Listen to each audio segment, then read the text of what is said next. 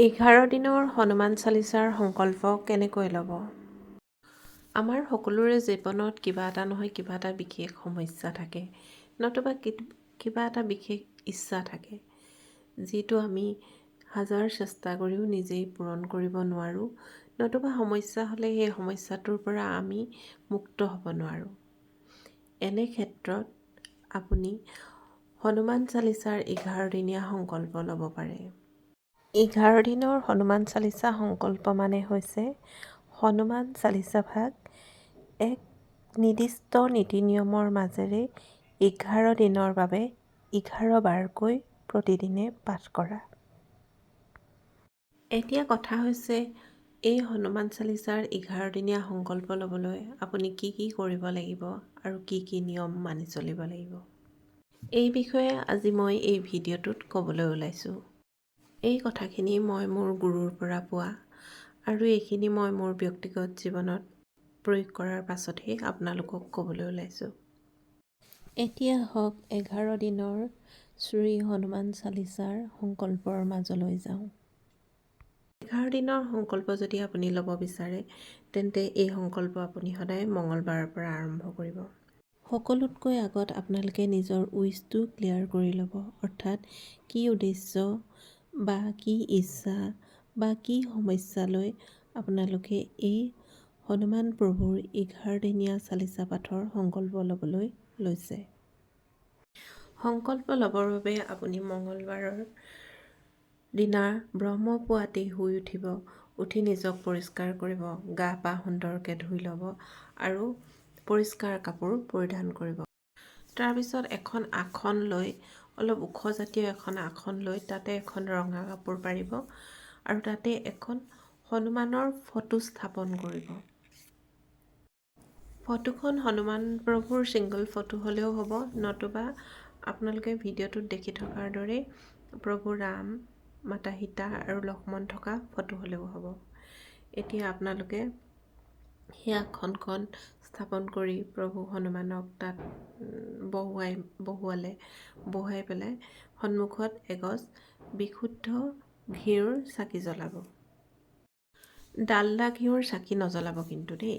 আপোনালোকে বিশুদ্ধ ঘিউ বুলি ক'লে এতিয়া আপোনালোকে বজাৰত পোৱা অন্নপূৰ্ণা বা তেনেকুৱা জাতীয় ঘিউ ল'লেও হ'ব, নতুবা আপোনালোকৰ যদি নিজৰ ঘৰত তৈয়াৰ কৰা ঘিউ আছে তেন্তে সেয়া হ'লে বেষ্ট হয়। আৰু প্ৰসাদ হিচাপে আপোনালোকে ফল মূল নাইবা মিঠাই জাতীয় বস্তু ৰাখিব পাৰে। এতিয়া আৰু সকলোতকৈ ডাঙৰ কথাটো হৈছে আপোনালোকে এতিয়া এটা পাত্ৰ লৈ, ধৰক ঘটি নাইবা মাটিৰ পাত্ৰ হ'লেও হ'ব, তাত ঘটিটো বা সেই মাটিৰ পাত্ৰটো সম্পূৰ্ণ হোৱাকৈ পানী ভৰাব। এঘটি বা এনেকৈ কৰি পানীটো যাতে সম্পূৰ্ণকৈ থাকে আৰু সেই পানীত এটা লং দিব আৰু এটা 1 টকীয়া পইচা দি সেই পানীৰ পাত্ৰটো প্ৰভু হনুমানৰ ফটোখনৰ সন্মুখত বা ছাইডৰ ফালে থৈ দিব। সেই পানীৰ পাত্ৰটো আপোনালোকে ঢাকি ৰাখিব, কাৰণ সেই পাত্ৰটো 11 দিনৰ বাবে ৰাখিব লাগিব। গতিকে যি ঠাইত স্থাপন কৰিব সেই ঠাইতেই থৈ দিব আৰু কোনো ধৰণৰ লৰচৰ নকৰিব আৰু পানীখিনি যাতে লেতেৰা হৈ নাযায় বা তাত কিবা পোক পৰুৱা জাতীয় বস্তু পৰিব নোৱাৰে, তাৰ বাবে সেই পাত্ৰটো ঢাকি ৰাখিব। আনহাতে দৈনন্দিন ব্যৱহাৰৰ বাবে বা সেইদিনাখনৰ বাবেও আন এটা পাত্ৰতো অলপ পানী ৰাখিব। আপোনালোকে পাৰিলে দুপাহমান ফুলো যোগাৰ কৰি ল'ব, কাৰণ সংকল্প লোৱাৰ সময়ত আপোনালোকক ফুলৰ প্ৰয়োজন হ'ব। বাকী কেইদিনত আপুনি ফুল হ'লেও হ'ব বা নহ'লেও নাই, কাৰণ হয়তো সকলোৰে ঘৰত ফুল নাথাকিবও পাৰে, নতুবা হয়তো সেই ৰাতিপুৱাই ফুল বিচাৰি যোৱাত অসুবিধাও হ'ব পাৰে। গতিকে বাকী কেইদিনত ফুল নহ'লেও প্ৰথম দিনাখনৰ কাৰণে আপুনি ৰঙা বা হালধীয়া দুপাহমান ফুল যোগাৰ কৰি ল'ব। আৰু তাৰপিছত এখন আৰামদায়ক আসন ল'ব। আৰামদায়ক মানে আপুনি কুশ্বনো ল'ব পাৰে, নতুবা অলপ কোমল টাইপৰ আসন লৈ ল'ব। কাৰণ কেলে আপুনি যিহেতু 11 বাৰ সংকল্প ল'ব, 11 বাৰ আপুনি হনুমান চালিচা পাঠ কৰিব লাগিব, গতিকে নাই কমেও আপোনাৰ 1 ঘণ্টা 1.5 ঘণ্টা সময়ৰ প্ৰয়োজন হয়। গতিকে যদি আপোনাৰ আসনখন অলপ আৰামদায়ক বা সুবিধাজনক নহয়, তেন্তে আপোনাৰ সেই সময়খিনি বহি থাকিবলৈ বৰ অসুবিধা হয়। নতুবা আপোনাৰ আঁঠুৰ বিষ নাইবা ভৰিৰ বিষ এনেকুৱা ধৰণৰ হ'ব পাৰে। গতিকে আপুনি বহা আসনখনো সুবিধাজনক হোৱাটো বাঞ্ছনীয়। এতিয়া এই সকলোখিনি যোগাৰ হোৱাৰ পাছত আপুনি আপোনাৰ নিৰ্দিষ্ট আসনত বহিব। বহি লৈ আপুনি আপোনাৰ এখন হাতত অলপমান চাউল, অলপমান পানী আৰু এপাহ ফুল ল'ব। ফুল লৈ দুইখন হাতেৰে কাজলি পাতি ধৰিব। ধৰি লৈ প্ৰথমে প্ৰভু শ্ৰীৰামক স্মৰণ কৰিব, তেওঁক সেৱা কৰিব। তাৰপিছত প্ৰভু হনুমানক স্মৰণ কৰিব আৰু প্ৰাৰ্থনা কৰি ক'ব যে হে প্ৰভু, মই মোৰ আমুকটো ইচ্ছা পূৰণৰ বাবে নাইবা মোৰ জীৱনত থকা আমুকটো সমস্যা সমাধানৰ বাবে আপোনাৰ নামত এই 11 দিনৰ সংকল্প ল'বলৈ লৈছোঁ। গতিকে আপুনি আশীৰ্বাদ কৰিব যাতে মই সুকলমে সুন্দৰভাৱে এই সংকল্পভাগ সমাধা কৰিব পাৰোঁ আৰু মোৰ যি ইচ্ছা বা মোৰ যি মনোকামনা আছে সেই মনোকামনা বা সেই ইচ্ছা মই পূৰণ কৰিব পাৰোঁ। এইবুলি কৈ আপুনি হাতত থকা বস্তুখিনি তেওঁৰ চৰণত অৰ্পণ কৰিব। এতিয়া আপোনাৰ সংকল্প লোৱাৰ প্ৰথমটো পৰ্যায় শেষ হ'ল। এতিয়া আপোনাৰ দ্বিতীয় পৰ্যায়ত আপোনাৰ কাম হৈছে আপুনি এতিয়া সুন্দৰকৈ বহি হনুমান চালিচা ভাগ কণ্টিনিউ 11 বাৰ পাঠ কৰিব।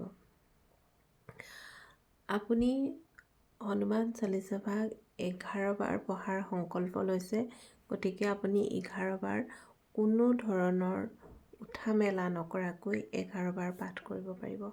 আপুনি মাজত ইচ্ছা কৰিলে ব্ৰেক ল'ব পাৰে, মানে ধৰক 5 মিনিট বা 2 মিনিটৰ কাৰণে আপুনি জিৰণি ল'ব পাৰে। বা এই ধৰক আপুনি 3 বাৰ পঢ়িলে আপোনাৰ আৰু অলপ ভাগৰ লাগিছে, আপুনি 2 মিনিটৰ কাৰণে নাইবা 5 মিনিটৰ কাৰণে বা 10 মিনিটৰ কাৰণে কিন্তু আপুনি উঠি যাব নোৱাৰিব। যদি আপুনি সংকল্পৰ মাজৰ পৰা উঠি যায় বা 11 বাৰ সম্পূৰ্ণ নোহোৱাকৈ আপুনি উঠি যায়, তেতিয়া আপোনাৰ সেই সংকল্প ভংগ হ'ব। আকৌ তেতিয়া পুনৰ আপুনি আকৌ মঙলবাৰৰ পৰা নতুনকৈ আৰম্ভ কৰিব লাগিব। 11 বাৰ হনুমান চালিচা পাঠ কৰাৰ পাছত আপোনাৰ সংকল্পৰ 2 নম্বৰটো ষ্টেপ পূৰণ হ'ল বুলি ধৰি লওক। এতিয়া 3 নম্বৰ ষ্টেপত আপুনি কি কৰিব, 11 বাৰ পঢ়িলে শেষ হ'ল। আপুনি এতিয়া আপোনাৰ আসনৰ পৰা উঠিব পাৰিব। সেই তাত যে দিছিলে প্ৰসাদখিনি বা ফল মূল বা যি মিঠাই বা যি দিছিলে সেই দ্ৰব্যখিনি আপুনি নিজেও খাব পাৰে আৰু পৰিয়ালৰ আন সদস্যৰ মাজতো বিতৰণ কৰিব পাৰে। আৰু যিখিনি এক্সট্ৰা পানী ৰাখিছিলে, দিনটোৰ কাৰণে যিখিনি পানী ৰাখিছিলে, সেই পানীখিনি আপুনি ঘৰৰ চাৰিওফালে ছটিয়াব পাৰে আৰু নিজৰ খোৱা পানীৰ লগত মিহলাই খাবও পাৰে আৰু আনকো খাবলৈ দিব পাৰে প্ৰসাদ হিচাপে। এতিয়া আহোঁ 11 দিনীয়া হনুমান চালিচা সংকল্পৰ কেইটামান প্ৰয়োজনীয় কথালৈ। প্ৰথম কথা, আপুনি চালিচা ভাগ পঢ়োঁতে শেষৰ যিটো চৌপাৰী আছে তুলসী দাস সদা হৰিচেৰা, এই চৌপাৰীটোত থকা তুলসী দাসৰ সলনি আপুনি নিজৰ নাম ক'ব। যিহেতু সংকল্পটো আপুনি নিজেই লৈছে, গতিকে আপুনি নিজৰ নাম ক'ব বা আপুনি বেলেগৰ কাৰণে লৈছে তেতিয়াও আপুনি নিজৰ নাম ক'ব। দ্বিতীয় কথাটো হৈছে চালিচা ভাগ পাঠ কৰাৰ এক নিৰ্দিষ্ট সময় লৈ ল'ব। নিৰ্দিষ্ট সময় মানে ধৰক আপুনি যদি ৰাতিপুৱা 5 বজাত কৰে, সদায় 5 বজাতেই কৰিব। কেতিয়াবা এদিন উঠি 5 বজাত কৰিলে, কেতিয়াবা 6 বজাত কৰিলে, কেতিয়াবা 5:30 বজাত কৰিলে, এনেকৈ নকৰিব। এটা নিৰ্দিষ্ট সময়ত কৰিব।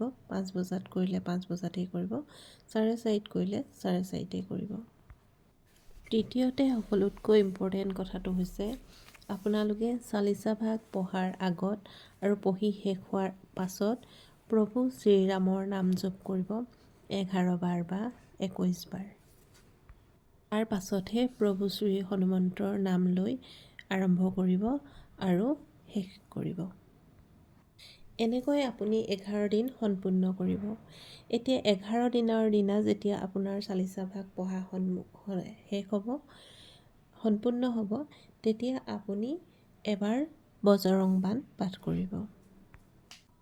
বজৰং বাণত স্পষ্টকৈ লিখা আছে যদি আপুনি সম্পূৰ্ণ নীতি নিয়মেৰে 11 দিনীয়া চালিচা সংকল্প আপুনি সম্পূৰ্ণ কৰিব পাৰে, তেন্তে আপোনাক প্ৰভুৱে সেই নিৰ্দিষ্ট আপোনাৰ লক্ষ্যত উপনীত হ'বলৈ নিজেই মানৱ ৰূপে আপোনাক সহায় কৰিবলৈ আহিব। তাৰপিছত আপুনি প্ৰভু শ্ৰীৰামৰ নাম একমালা জপ কৰিব।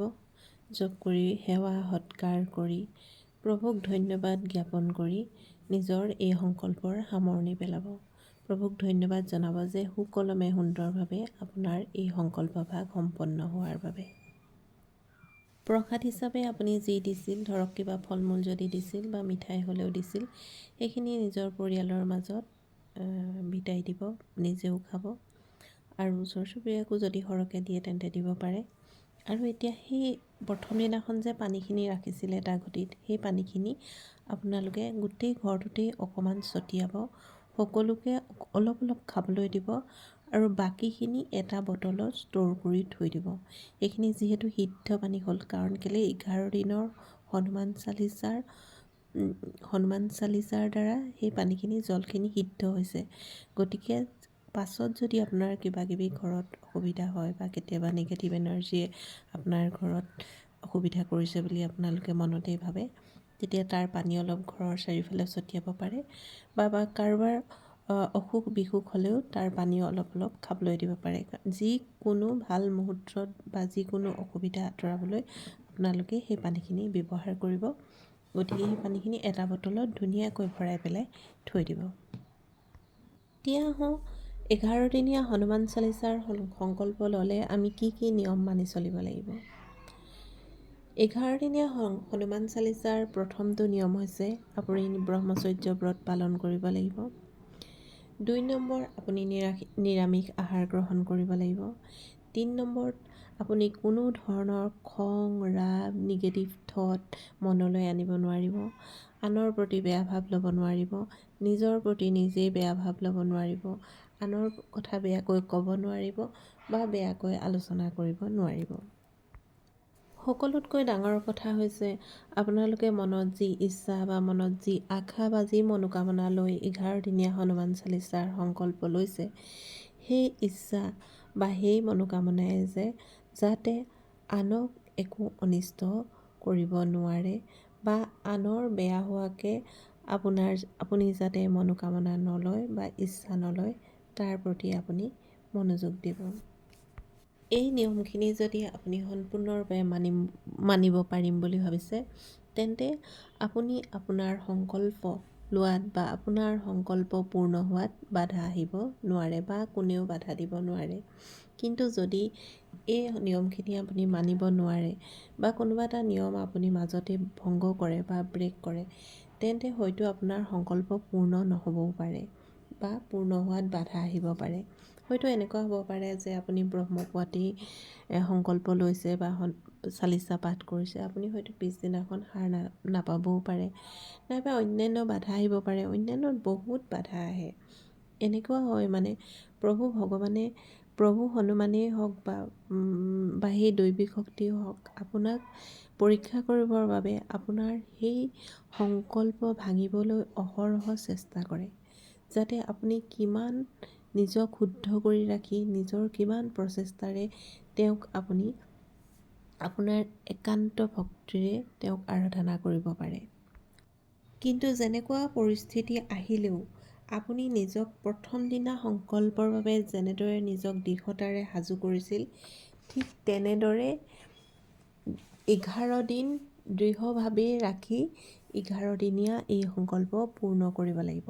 তাৰ পাছত চাব তেওঁ আপোনাৰ মনোকামনা কেনেদৰে পূৰ্ণ কৰে। কিন্তু এটা কথা সদায় মনত ৰাখিব যে এই সংকল্প যিমান সহজ বুলি ভবা হয়, সিমান সহজ নহয়। গতিকে সংকল্প ল'ম বুলি ভাবিলে আপুনি নিজক শাৰীৰিক মানসিক সকলো দিশৰ পৰা সাজু কৰি আগবাঢ়িব, যাতে আপোনাৰ কষ্ট আধাতে অথলে নাযায়। জয় সীতাৰাম, জয় সীতাৰাম, জয় সীতাৰাম, জয় শ্ৰী হনুমন্তে নমঃ। যদি ভিডিঅ'টো ভাল লাগে তেন্তে লাইক কৰিব, চেনেলটো ছাবস্ক্ৰাইব কৰিব আৰু প্ৰিয়জনৰ মাজত এই ভিডিঅ'টো শ্বেয়াৰ কৰিব। ধন্যবাদ।